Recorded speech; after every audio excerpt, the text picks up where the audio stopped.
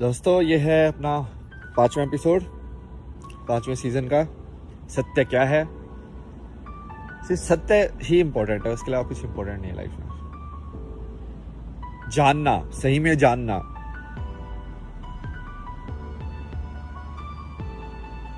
मेरे को यहाँ पे हिरन भी दिखाई दिए। तो यहाँ पे हिरन भी रहते हैं, खरगोश भी रहते हैं, बाज भी है। बाज भी घूम रहा था कहीं से।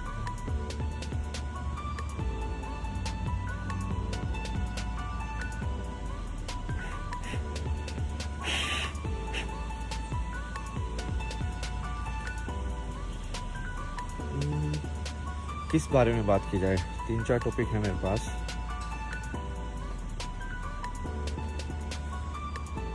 पहले तो थोड़ा सा शांति से शुरुआत करते हैं, देखते हैं अपने आप आएगा कुछ। वास्तविक हो जाते हैं उससे।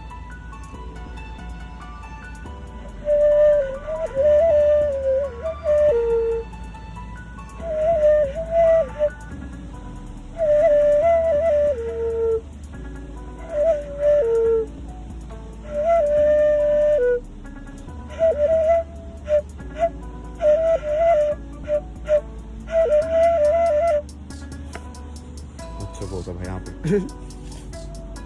जंगल में मच्छर। ये मच्छर की क्या, इसका इवोल्यूशन क्या हुआ है? मच्छर का इवोल्यूशन होके ड्रैगन बने हैं क्या? कहाँ से आ गए ये लोग? मतलब उड़ने वाले, ऐसे खून चूसने वाले। हाँ हाँ, चलो इसके बारे में बात करते हैं। ये जो साइंस का नया नया चोचला जो आया है ना अभी, 200 साल का जो फैशन बन गया है ना अभी। बेसिकली ये साइंस बैकबोन है। और क्या बोलेंगे उसको, मेटेरियलिस्टिक सुख जो होते हैं, मेटेरियलिस्टिक को क्या बोलते हैं? भौतिक हाँ, भौतिक सुख की आगे तुम्हारे वो लटका रखी है, क्या बोलते हैं, गाजर। और साइंस उसकी फाउंडेशन है। तो बेसिकली एक वो फोटो आती है ना जिसमें गधे के ऊपर एक इंसान बैठा हुआ है और वो अपने सामने ही गाजर लटका रखा है उसने ऐसे, ठीक है, और वो भाग रहा है वो गाजर को देख के, जबकि वो गाजर उसने ही लटका रखी है, मतलब सामने, वो उसको कभी पकड़ ही नहीं पाएगा। इसका भारत में ना एक और एग्जाम्पल भी बहुत पुराना है जो मेरे को बहुत, और आई थिंक बहुत सारे लोगों को दिल पे टच किया है। वो एक कस्तूरी हिरण वाला एग्जाम्पल, कि कस्तूरी हिरण जो होता है कि वो उसकी इतनी अच्छी सुगंध आती है और वो भागता रहता है। अब इसमें मुझे एक फ्लो लगा कि एक तो पहले तो लोगों को कैसे पता कि उसको पता नहीं है, मतलब कस्तूरी हिरण को हो सकता है पता हो यार, मतलब वो ऐसे ही भाग रहा हो बजे में, किसी ने ये तो सोचा ही नहीं। सब ऐसे सोचते हैं कि वो हिरन वो उसको ढूंढ रहा है, खुशबू को। वो उनका इंटरप्रिटेशन है। तुम ऐसे देख रहे हो उसको, तुमको हिरन से तो बात की ली तुमने 1-on-1 कि हिरन भाई तू क्या क्यों भाग रहा है?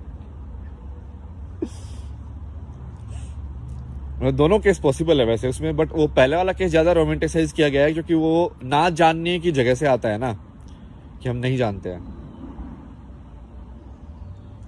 चलो इसकी बात करते हैं कि मैं, ये जो सच जानना है, ये सब है, ये जो इतना इसका पूरा जो प्रोसेस है, ये ऑब्जेक्टिव तो है नहीं। ऑब्जेक्टिव नहीं है मतलब कि इसको बाहर से तो तुम, कोई मापदंड तो है नहीं। अरे यार देखो, वैसे भी किसी सोच का मापदंड हो ही नहीं सकता। कभी कोई जज इस चीज पे रूलिंग दे सकता है कि मैंने क्या सोचा है? दे सकता है क्या? हो ही नहीं सकता ना। जिस दिन तुम विचार को एज इट इज पकड़ना सीख जाओगे, साइंस, उस दिन मैं बोल दूंगा कि मैं प्रूफ भी दे दूंगा तुमको। समझ रहे हो? क्या तुम विचार को पकड़ सकते हो कि मैंने इस पेड़ को देख के मैंने क्या सोचा? एग्जैक्टली बताओ। तो वो विचार तो है ना, लेकिन तुमको पता है विचार है, बट क्या उसका भौतिक है प्रूफ? कोई क्या भौतिक तरीके से उसको किसी एक्सपेरिमेंट के थ्रू प्रूफ किया जा सकता है? तुम इलेक्ट्रिसिटी देख सकते हो, तुम ये ट्रूथ या फॉल्स बता सकते हो कि हाँ इस बंदे ने लड़खड़ा के बोला, पैटर्न निकाल के, बट एग्जैक्टली विचार क्या है उसका वो बताओ। जबकि वो भी एनर्जी की मूवमेंट है, उसका भी एक सिग्नेचर है। जैसे इलेक्ट्रिक मैग्नेटिक वेव्स का, लाइट वेव्स का सिग्नेचर है, वैसे उसका भी एक सिग्नेचर है, बट तुम उस सिग्नेचर को पढ़ नहीं पा रहे हो, ठीक है।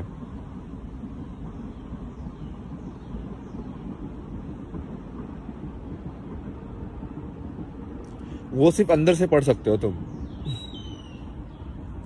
तो इसमें फिर दिक्कत क्या होती है कि अब जैसे मान लो मेरे से कोई क्वेश्चन पूछेगा, ठीक है कि भाई तू एनलाइटन है क्या, भाई तूने क्या क्या मिल गया भाई तेरे को, भाई तू ऐसी ऐसी बातें क्यों कर रहा है, क्या हो गया तेरे को, पागल हो गया क्या तू, क्या ये एनलाइटमेंट किस चक्कर में पड़ गया, या ऐसा कोई भी क्वेश्चन बेसिकली इंडिया में मान लो कि पूछे। क्योंकि इंडिया में एक्चुअली ज़्यादा डिसबिलीव या जो भी है, डिसबिलीव भी नहीं बोलेंगे, मतलब इग्नोरेंट ज़्यादा है लोग अब आज के टाइम में। उनके दिमाग में वो किसी चीज़ को जानने की क्यूरियोसिटी नहीं बची है किसी के दिमाग में। मतलब बचपन से ही उन बच्चों को ऐसे ढाल दिया जाता है कि बस तुम पैसा कमाओ, ये करो ये करो।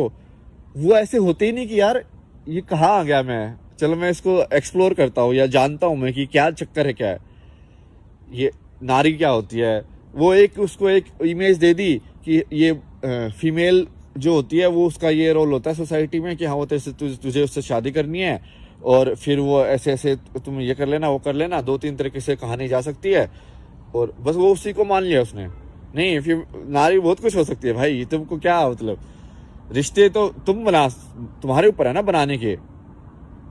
मतलब कल को यदि हम नया कंसेप्ट ऑफ फैमिली निकाल दे कि भाई पापा के भाई को चाचा बोलने के बजाय कुछ और रिलेशन निकाल दिया हमने, ठीक है। जैसे मुस्लिम लोगों के फैमिली के रिलेशन अलग होते हैं, हिंदू लोगों के अलग होते हैं, ऐसे हर जगह के अलग अलग है।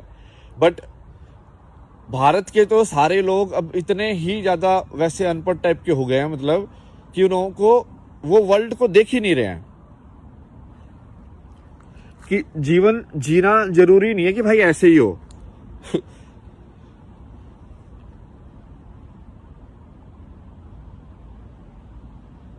मैं आपको अपना एक्सपीरियंस बताता हूँ।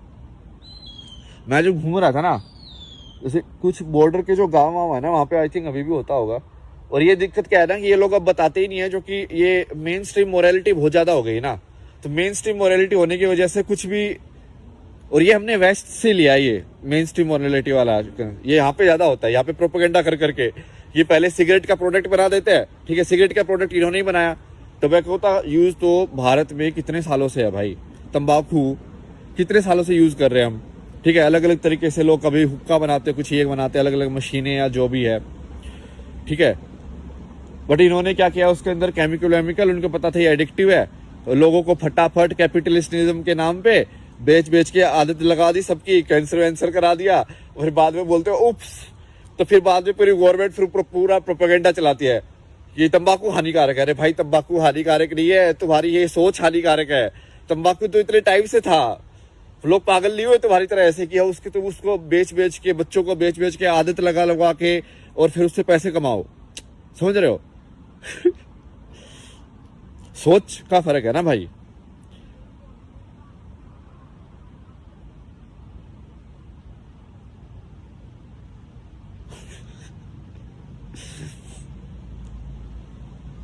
और ये अब ये इंडिया में भी यही चलन हो गया।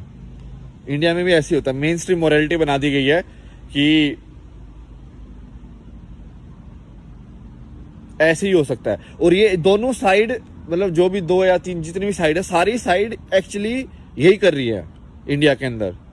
तो जो बस वो कुछ चीजों में मतभेद कर देती है। जैसे कि इन्होंने ये साइंस को मेन स्ट्रीम मोरालिटी बना लिया है, ये लेफ्ट वाले जिनको बोलते हैं, ठीक है। उन्होंने साइंस को मेन स्ट्रीम मोरालिटी बना लिया है कि साइंस हमारा भगवान है। अब वो भी सच नहीं है, ठीक है। अब दूसरे वाले लोगों ने क्या किया कि उन लोगों ने ये, क्या बोलूं मैं, मतलब नकली भी नहीं है यार, अब वो उसको बोलना बहुत ही क्रिटिकल है ना। आजकल तो भाई स्पीच के ऊपर ही लोग जेल वेल करा देते हैं, ध्यान से बोलना पड़ता है सबको सोच समझ के। भाई कुछ ऐसे मेरी गलत इंटेंशन चली है, मैं तो सारे शब्द वापस ले लूंगा, ठीक है। कोई बुरा मत मानना भाई। मैं तो बस साथ में सोच के कि सबका कुछ मिले, सबको ना भला हो।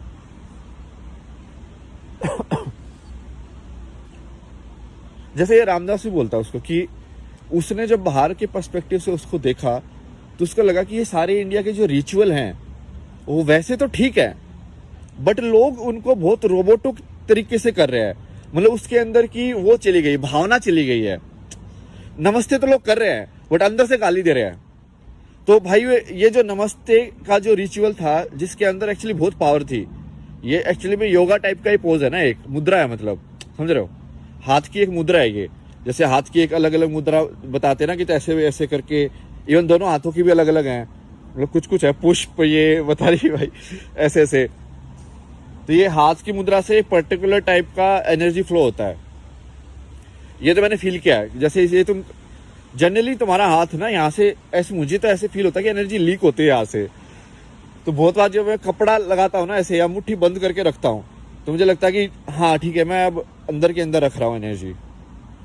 अच्छा लगता है ऐसे, या ऐसे कोई ऐसे करो तो बहुत अच्छा लगता है। मतलब क्योंकि आई थिंक वो पूरा ये वाइब्रेशन के फॉर्म में यदि तुम देखोगे एनर्जी को, तो ये पूरा सर्किट पूरा हो गया ना। मतलब अब इसलिए गोला बना दिया मैंने अपने अंदर, एक गोला ही है ना, देखो पूरा मेरी बॉडी एक नीचे हो गई और फिर ऊपर जा रही है और फिर ऐसे जा रही है। तो वो जैसे मान लो मैंने ये चीज का एक आकार है ना, अब मैंने इसको वाइब्रेशन किया ऐसे ट, अब इसमें किस फॉर्म में वाइब्रेशन जाएगी। तो ऐसे ही मैंने अपने शरीर का जो वेसल है या शरीर का जो ये ढांचा है, उसको तुम जितने अलग फॉर्म में कनेक्ट करके वाइब्रेट करोगे, वैसे अलग टाइप का वो निकलेगा, एनर्जी फ्लो होगा। मतलब ये तो साइंस भी मेजर कर सकता है, इसमें तो क्या ही।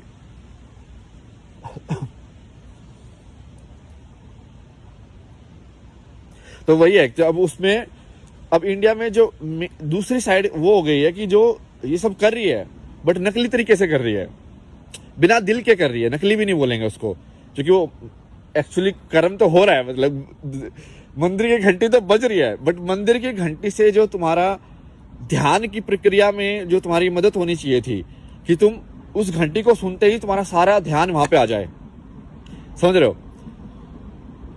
क्योंकि वो ये तो बुद्धिस्ट लोग जो हैं ये उसको ध्यान के लिए यूज करते हैं ना घंटी को। ऑब्जर्व किया तुमने कभी? It's like ton. तो वो इसका ना इन्होंने प्रोडक्ट भी बनाए हैं, मैं यूज कर रहा था कि मान लो तुम काम कर रहे हो और तुमको इसको क्या बोलते हैं, माइंडफुलनेस जिसको बोलते हैं, उसकी वो प्रैक्टिस करनी है। तो इन्होंने ऐप से प्लग इन बना रखे हैं कि हर 30 सेकंड, हर 30 मिनट में, या तुम टाइमर सेट कर सकते हो, घंटी बज जाएगी। उससे क्या होगा कि तुम मान लो कहीं पे जा रहे हो अलग ही थॉट में, ठीक है सही ट्रैक पे नहीं जा रहे हो, तो 30 सेकंड के बाद तुम्हारा एक इंडिकेशन आएगा कि भाई वापस आ जाओ। यदि तो सोच में कि लग ये हो जाएगा, वो हो जाएगा, ऐसे करना है, ऐसे करना है, और भाई सोचे जा रहे हो। या फिर तुम जैसे माइंडलेसली ब्राउज करते रहते ना हम, कि इस पे ये खोला, वो खोला, वो खोला, तो 30 सेकंड में जब वो घंटी बजेगी तो तुमको फिर से ध्यान आएगा कि मैं ये क्यों कर रहा हूं। तो वो बेसिकली तुम्हारा ध्यान वापस वर्तमान में लाने की कोई उसका वो एक वो इंस्ट्रूमेंट है, मान लो वैसा ही है। तो ऐसे अपना तो घंटी कितना पुराना है यार, मतलब ये घंटी का जो इंस्ट्रूमेंट है ना, सही इसको तो बहुत स्टडी करना चाहिए। आई थिंक इसके अंदर से जो साउंड वेव जिस तरीके से निकलती होंगी ना, बहुत ही यूनिक होंगी, क्योंकि इसकी शेप है ना बहुत ही इंटरेस्टिंग है, बहुत ज्यादा। मतलब ऐसे करके और फिर यहाँ पे ऐसे बेल है, तो ये ऐसे भी सर्कुलर है और बढ़ता भी रहा है डायमीटर।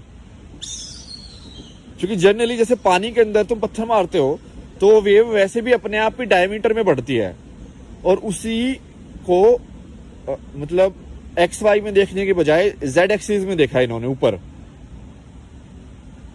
कि यदि वो वेव ऐसे करेगा और ऐसे बढ़ेगी, तो यदि वो ऐसे बढ़ रही है, ये ऐसी भी चल रही है, और दो एक्सिस में मूवमेंट यदि उसकी हो रही है एनर्जी की, तो कैसे जाएगी।